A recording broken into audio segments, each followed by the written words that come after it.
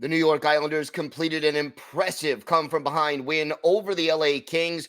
We'll have our key takeaways. We'll talk about the injury situation on the blue line, and we will preview tonight's game against the Toronto Maple Leafs. We've got all that and more on today's Locked On Islanders podcast. Your Locked On Islanders, your daily podcast on the New York Islanders. Part of the Locked On Podcast Network, your team every day.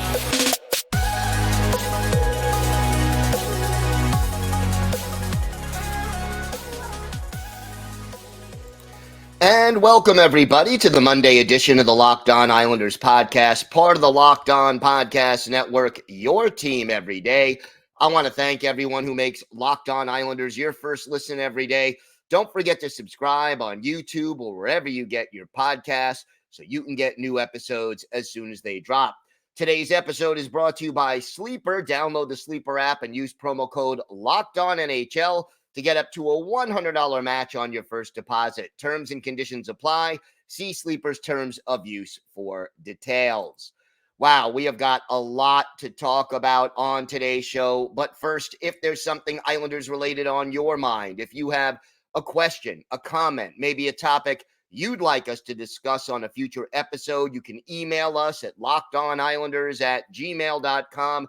And if you leave your first name and where you're from, we're happy to mention you on the show when we talk about whatever it is that's on your mind. You could also follow the show on Twitter or X at Locked On Isles, and you could follow me, Gil Martin, on Twitter at Ice Wars, NYRVSNYI.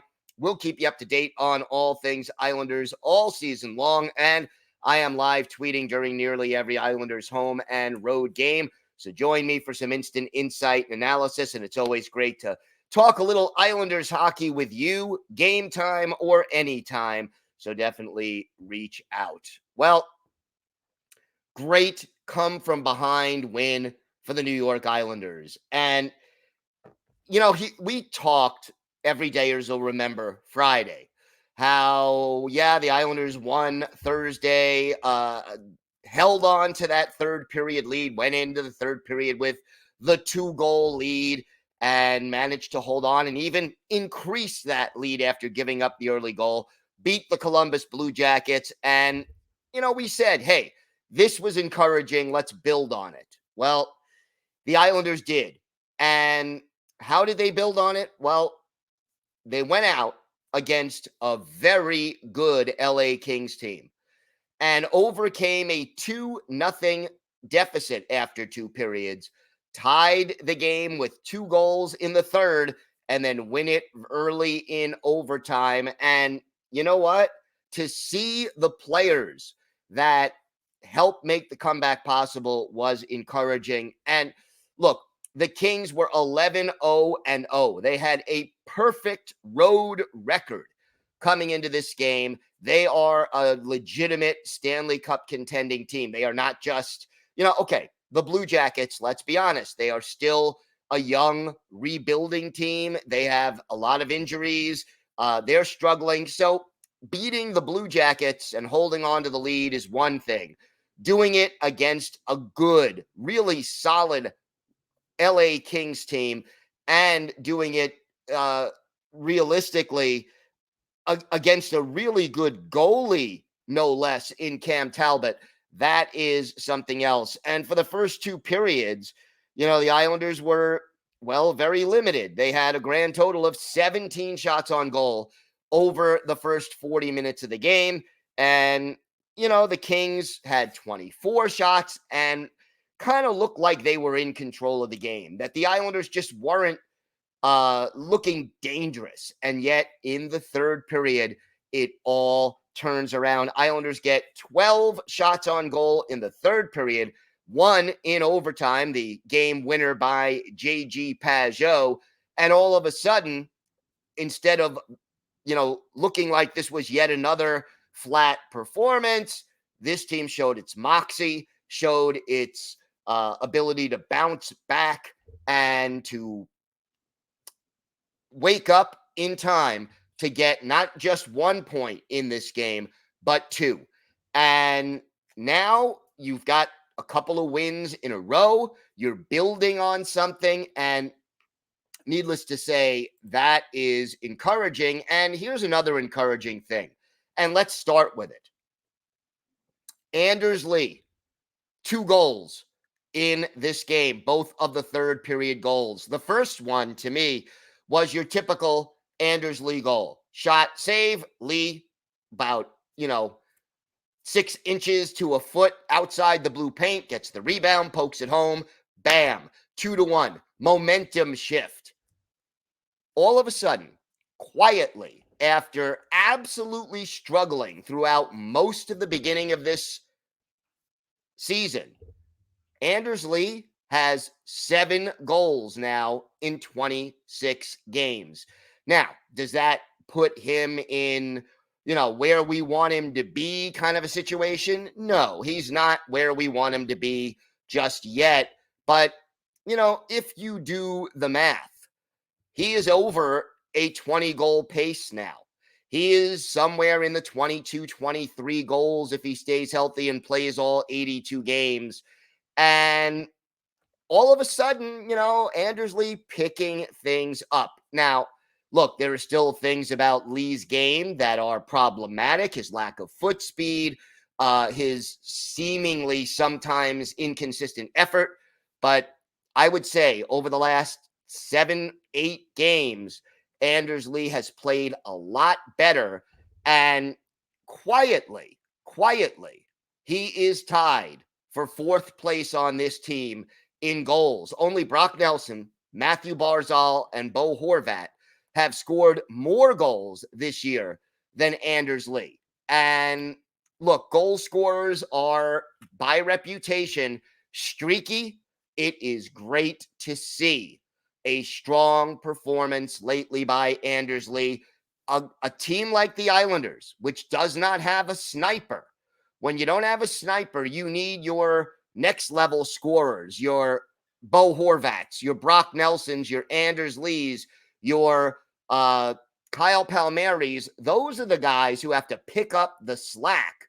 And guess what? Now you can add Anders Lee to the list of players who are getting the job done offensively over the course of the season. And let's hope he continues to do that. The other big goal and the game winner, obviously, scored by J.G. Pageau. And that's only his 2nd goal of the year. Guy has played in all 26 games. That is well behind the pace that you want from J.G. Pageau. I mean, even at this point, he's at about an 8-goal pace, 7 or 8 goal pace for the season. But you know what? Slowly but surely, we're seeing a little more production from Pageau as well. We all know the important things that he does as far as killing penalties, taking big face-offs, being a checking forward. I am less concerned about the offensive production of J.G. Pageau, or the lack thereof, than I would be of Anders Lee, because Pageau does more things when he's not scoring than Lee tends to do. But to see Anders Lee and J.G. Pageau be responsible for the strong comeback that the Islanders made against the Kings, that to me is extremely encouraging, and it really does make me think that this Islander team can continue to contend if certain things go the right way. And look, as far as our hero and GOAT of the game, I'm going to split the hero. Lee for 2 goals, Pageau for the game winner. Those are going to be my heroes for this game. And as far as the GOAT for this game, tough to pinpoint, but I am going to go with just sort of the overall sluggish start that the team had.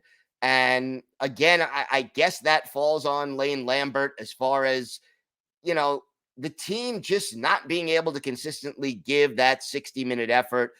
I'm going to say it's on the team. So to me, the slow start is going to be the GOAT of the game under these circumstances. But overall, what an encouraging win for the New York Islanders, a badly needed encouraging win at that.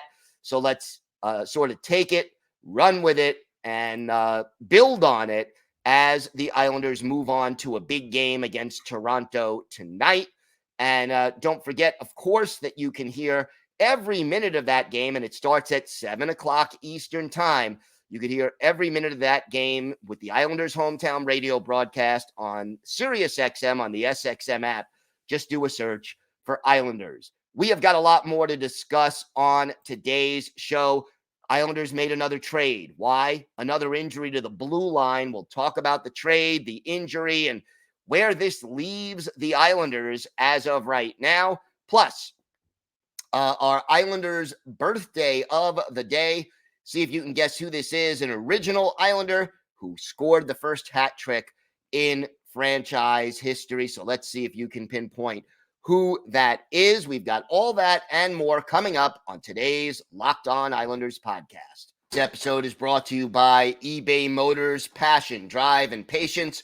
What brings home the winning trophy is also what keeps your ride or die alive. eBay Motors has everything you need to maintain your vehicle and level it up to peak performance, from superchargers, roof racks, exhaust kits, LED headlights, and more. Whether you're into speed, power, or style, eBay Motors has got you covered. And with over 122 million parts for your number one ride or die, you'll always find exactly what you're looking for. And with eBay Guaranteed Fit, your part is guaranteed to fit your ride every time, or your money back. Because with eBay Motors, you're burning rubber, not cash. With all the parts you need at the prices you want, it's easy to turn your car into the MVP and bring home that win. Keep your ride or die alive at ebaymotors.com. Eligible items only. Exclusions apply. eBay Guaranteed Fit only available to U.S. customers. Locked On has launched the first ever national sports 24/7 streaming channel on YouTube. Locked On Sports Today is here for you 24/7, covering the top sports stories of the day with the local experts of Locked On, plus our national shows covering every league, including, of course, the NHL. Go to Locked On Sports Today on YouTube and subscribe to the first ever national sports 24/7 streaming channel. So, more injuries to the Islanders' blue line. It's like the bad news just keeps coming. And another move by Lou Lamoriello to sort of shore up the blue line. And what did we see? Well, Ryan Pulock now out on the IR. He will miss at least a couple of more games. He is eligible to return before the Islanders take on the Bruins on December 15th. So at least 5 more days. You got to be on IR for a week, minimum 7 days. So here's the deal. It's a lower body injury. Looked like his right leg, ended up getting hit by a shot by Zach Werenski of the Blue Jackets late in the second period. Did not play the final 8 minutes and 14 seconds of the game against Columbus, and then is put on IR. And again, Lou Lamoriello dealing now with the loss of the top 2 defensemen in Adam Pelech and Ryan Pulock, and then Sebastian Aho, although he has been skating, has not returned yet to the lineup. And you know, we have to hope that he will be back soon, but no official word on when he will definitively return. So Lou already signed Mike Riley off waivers from the Florida Panthers. That happened when Pelech went on LTIR. And now the Islanders add defenseman Robert Bortuzzo to the lineup. And quite honestly, again, this is one of those things where it's a solid pickup, but it is not one of those things that is going to necessarily break the bank. And I like this pickup. Bortuzzo is big, 6'4", 216 pounds. He is 34 years old, will actually turn 35 in March. And he's got a lot of experience. Here's a guy who has been in the NHL since 2011, 2012, where he started with 6 games with the Pittsburgh Penguins, has spent the last decade in St. Louis. He is Again, a right-handed shot, which is difficult to find in the NHL these days. And, not an offensive guy in 538 NHL games, 20 goals, 74 points, but he is a plus player for his career, and he can be physical when he needs to be. Had a career high of 93 penalty minutes in a season back in 2014, 2015. This year, played 4 games for the Blues, did not have a point, made his Islanders debut on Saturday against the LA Kings, did not have a point, was a -1, but was on ice for 16 minutes and 3 seconds, which, for your very, very first game, that's, being thrown into the fire, so to speak. And it did indeed work for the New York Islanders. So at least they were able to accomplish that. And you look at the defense pairings that were used by Lane Lambert during the game. You had Noah Dobson and Alexander Romanov as the top pair nominally. Samuel Bolduc and Robert Bortuzzo, another pairing. And then Mike Riley and Scott Mayfield sort of unofficially as your third pairing. And look, you look at this group, Riley has added a little bit more offense, a little bit more of a guy who could help in that transition, add to the second power play. Bortuzzo is going to be more of a guy who's going to do things in your own zone and hopefully get the team to be more consistent in that area. But let's face it, when you're missing half of your top 6 defensemen, including arguably your top 2 defensive defensemen in Pulock and Pulock. I mean, Dauber, obviously, the top offensive guy. But it is not going to be easy.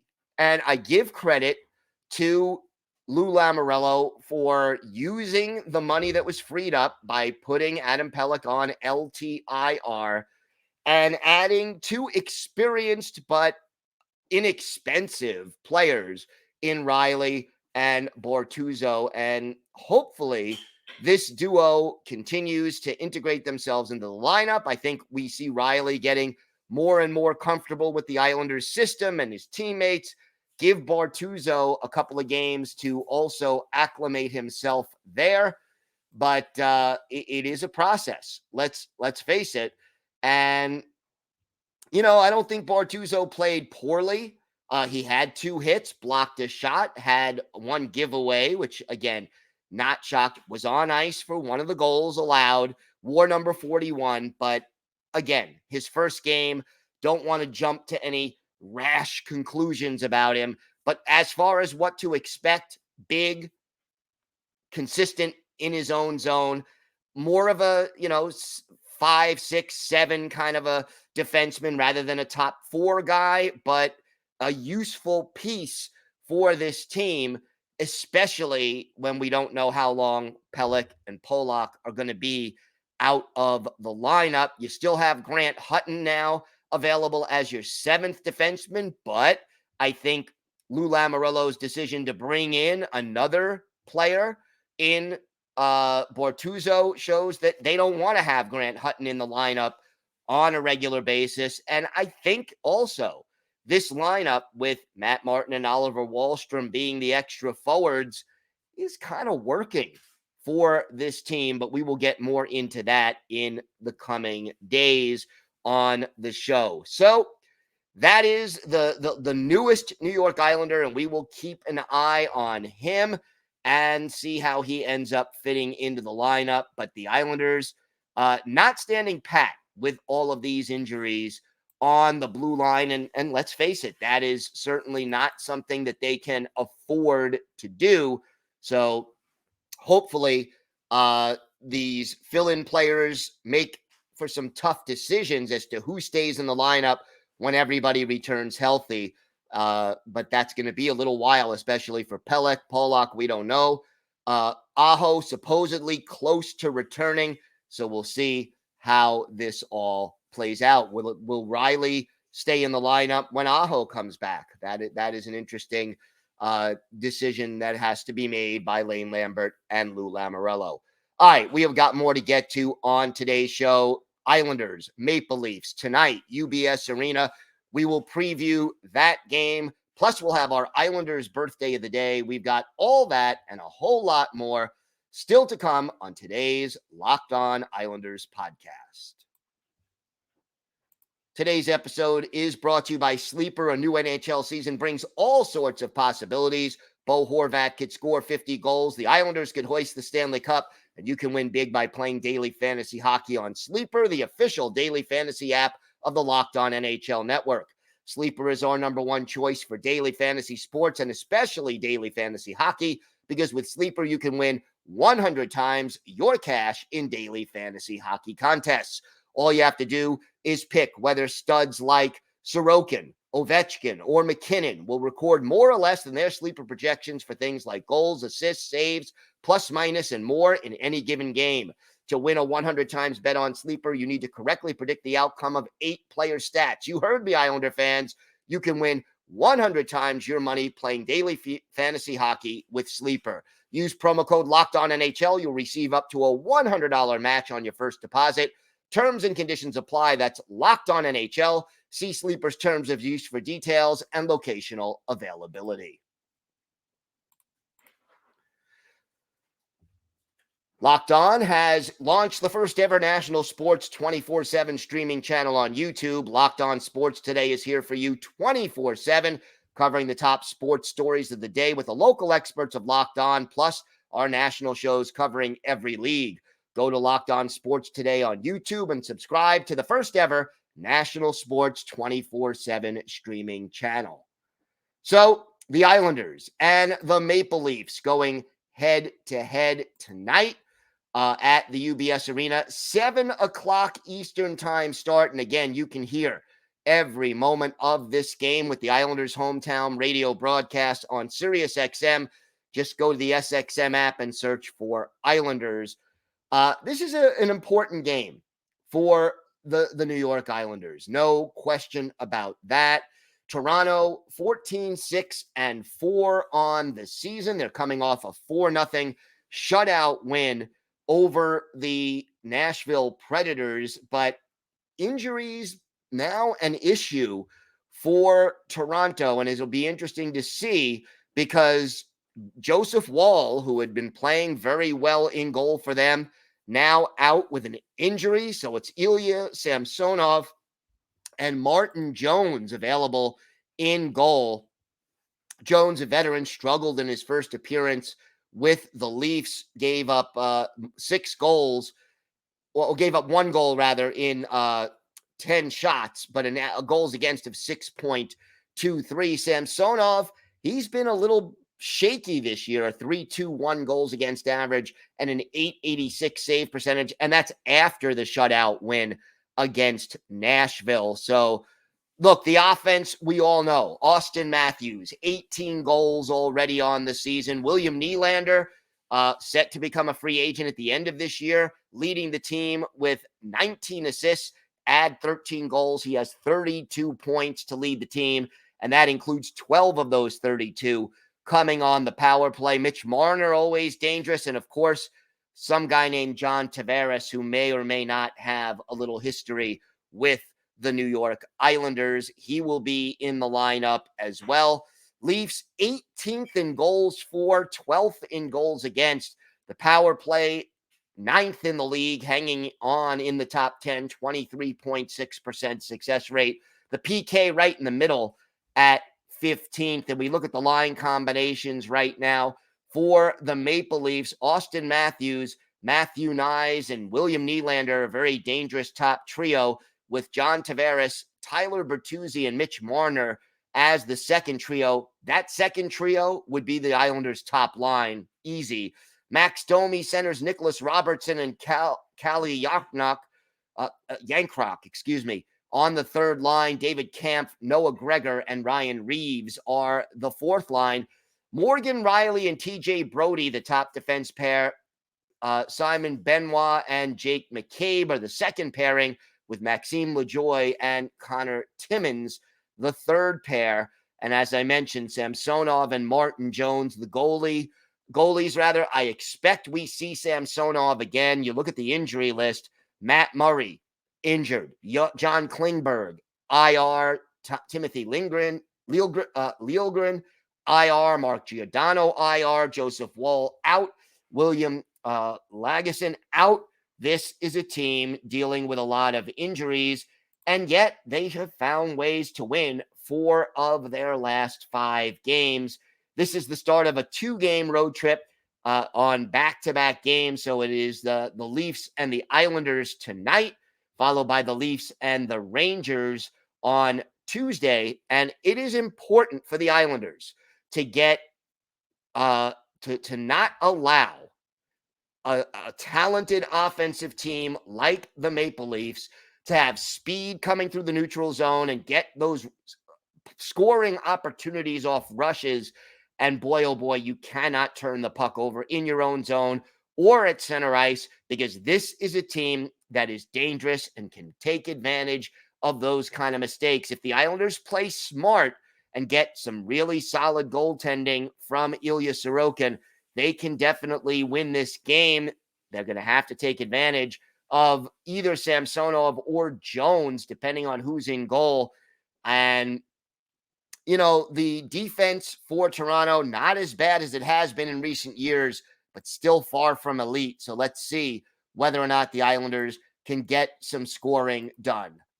Time now for our Islanders' birthday of the day. Saturday would have been the 81st birthday of the late Germain Gagnon. He is the first Islanders player to record a hat trick, the native of Chicoutimi, Quebec. Had a lengthy career in the minors before making his NHL debut with the Canadiens in 1971-72, but only played 4 games for them, spent most of the year in the AHL, and then joined the New York Islanders in their expansion year of 72-73.